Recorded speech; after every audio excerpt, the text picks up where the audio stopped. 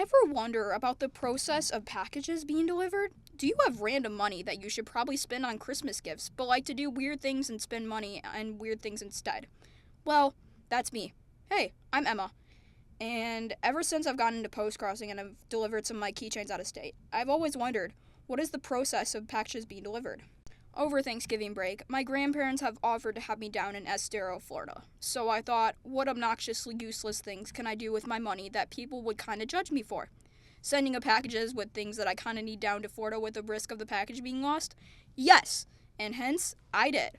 So I started the journey by sorting the border pieces of a 750-piece puzzle. No, not because I was doing a puzzle, but rather I was going to ship the border pieces and only the border pieces, since I learned 750 pieces in a plastic bag made my bubble mailer look like a fat pill, and it would be very expensive to ship. So I put the border pieces in a small plastic bag and put them in the mailer. It would be a shame if I lost them. The next thing I decided to put in there was something that I was debating: my iconic sunglasses. Yes, the ones that I've worn for about 4.5 years now and are probably a discontinued style. And since I lost my other pair due to, well, a crash out, I was a little worried sending them through the mail.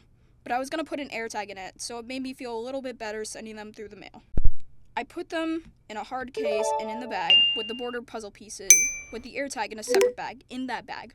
So if the items somehow fell out of the original packaging, nothing could be separated. For the sake of this video and this YouTube channel, I will blur all addresses, just for safety, because we live in a place where people do some weird stuff and show up to people's homes and do some bad or weird stuff.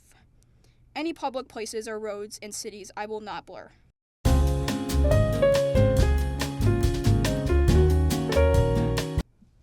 Hey, so actually, long story short, do not mind my voice in this voiceover. Just a quick reminder. Turns out that day I was sick, and it was a finals bet. So, just future note, if my voice sounds really weird in that one from like 3 weeks ago, just know I was sick. So, yeah. Yeah.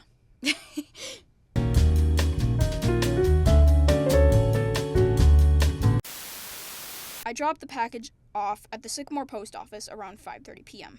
I believe around 6:45 p.m. it left the Sycamore post office and was loaded onto a USPS postal van and was heading to Elburn. Have a great time. On November 19th at 7:45 p.m., it pinged its location here in Elburn, Illinois.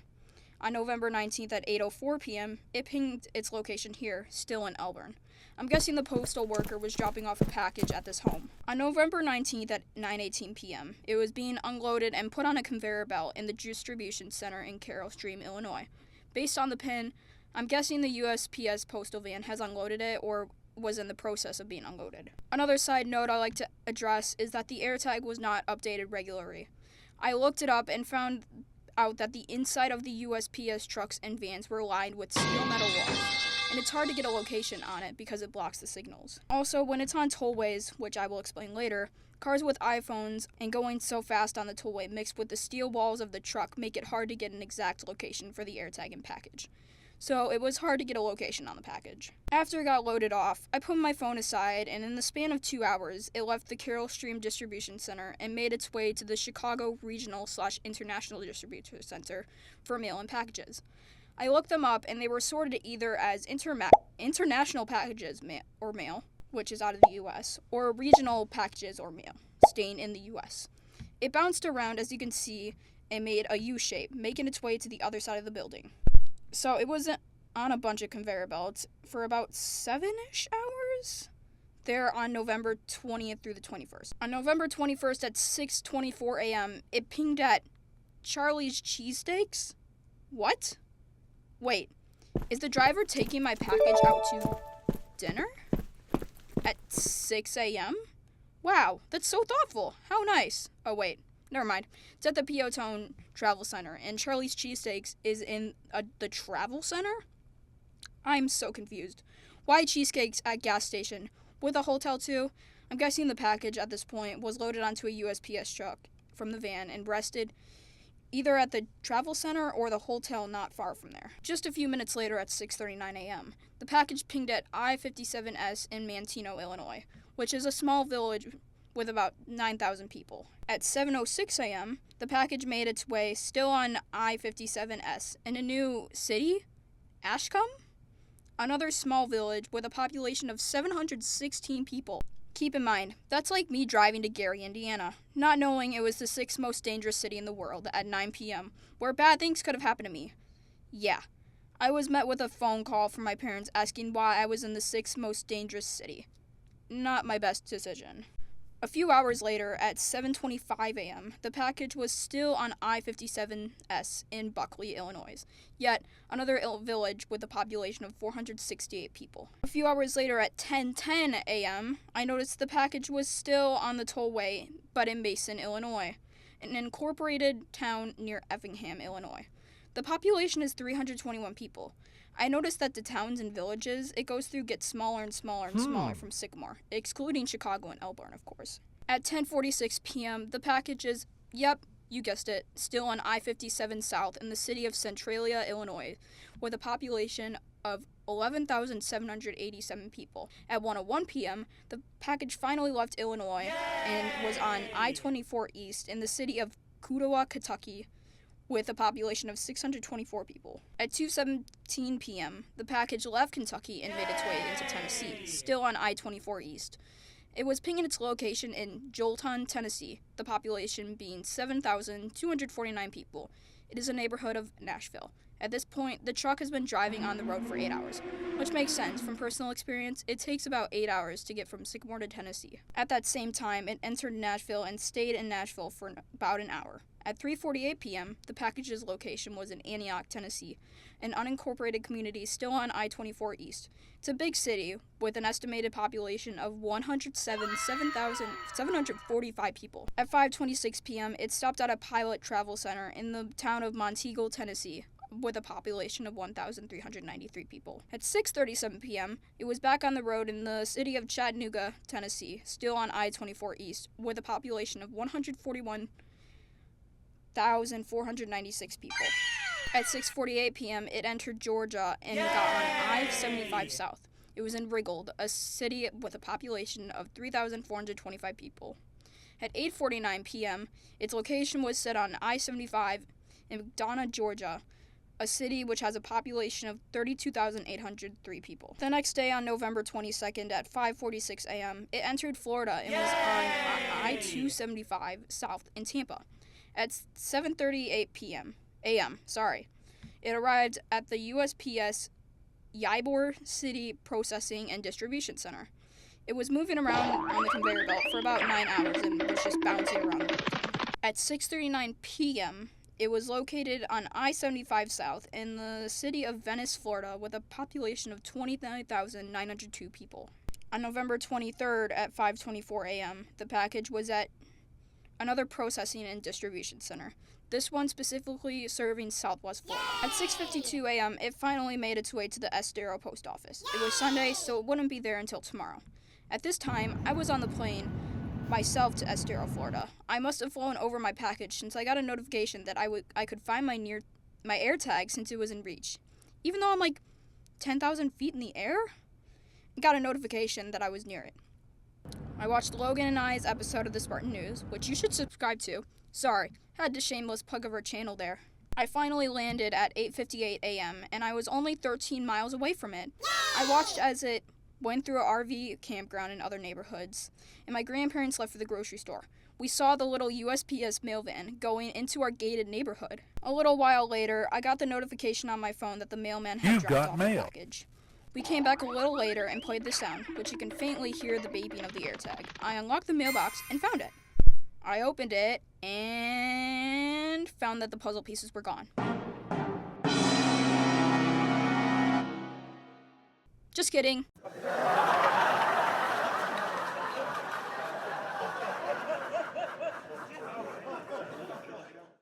They were there, along with my sunglasses.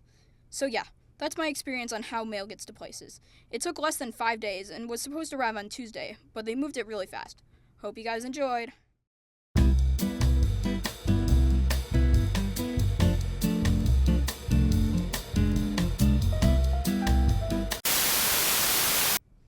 Okay, also, I just want to, like, say, like, I really appreciate, like, all delivery drivers, because, like, that's a lot of work. It seriously is. Like, the dedication and, like, you know, it's hard. I think from what I've heard and seen videos on, like, getting people's orders on time and everything. So it's like, you guys do a lot, which is why I'm, like, really, like, glad that, like, I do this thing where I put out a snack bin for all the delivery drivers. I'll buy snacks and everything, and it just, giving back to other people is what makes me feel good.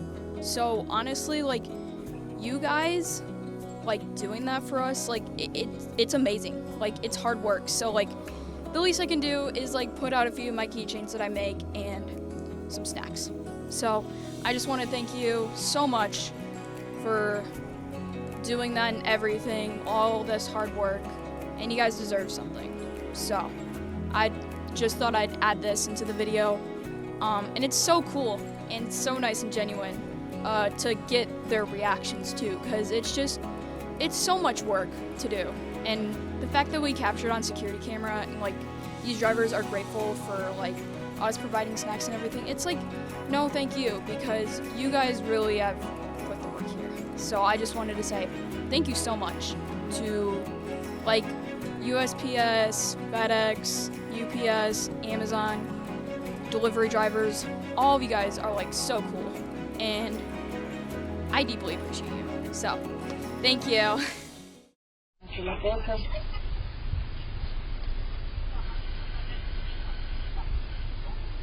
Thank you.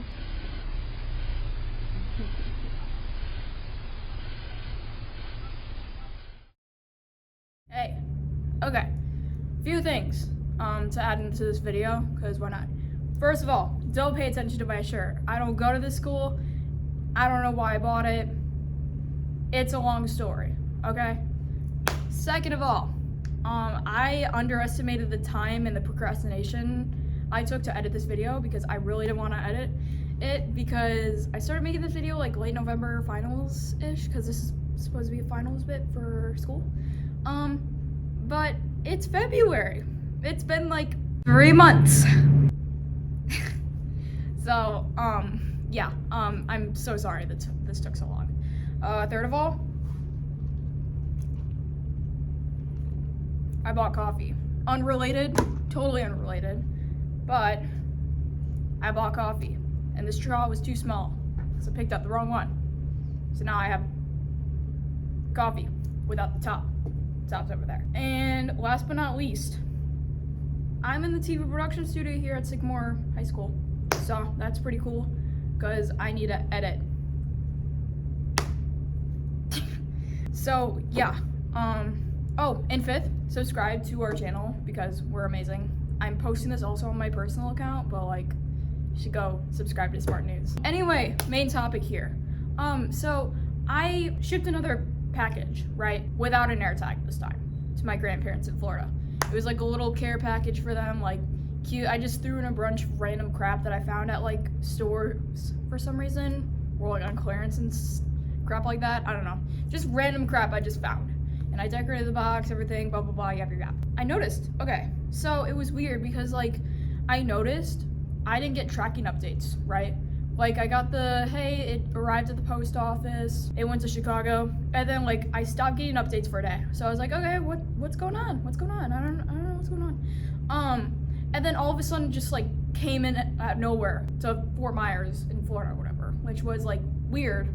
So my theory, right? It's just a theory, an Emma theory, right? Is I told, like, when I was shipping the one with the AirTag package to my grandparents, basically it says, like, I don't know, I looked it up and it says, like, you need to let them know that, like, there's, like, a lithium battery in there, because AirTags have, like, batteries in them, and that can, like, somehow mess with, like, the plane or whatever. I'm not sure how it totally works, because I'm not an expert in this, but I looked it up. And then I told the post office guy, I was like, hey, heads up, there's, like, an AirTag in here. And he was like, okay, cool, like, we'll just ship it on the ground. So, meaning it's gonna go truck to truck to truck to truck to truck, right? It's not gonna go plane. It's gonna go just stay on the ground, which is why they call it ground, I guess. I'm not sure, which makes sense because again, they don't want the battery interfering with the plane.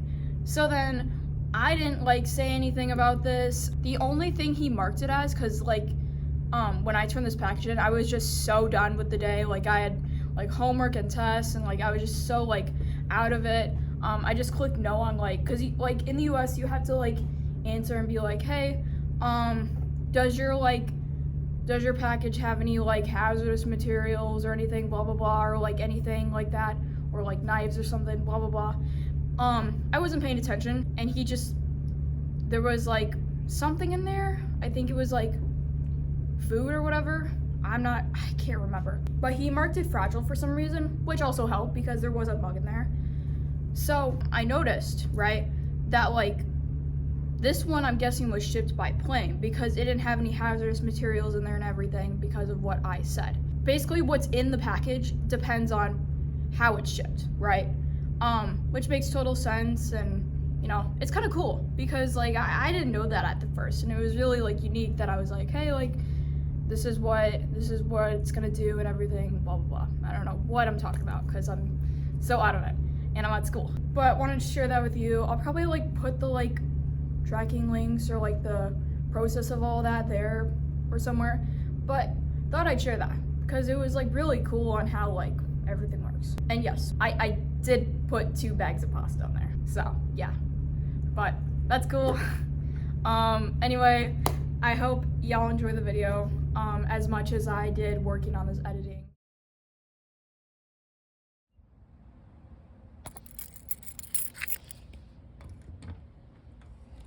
Upside down.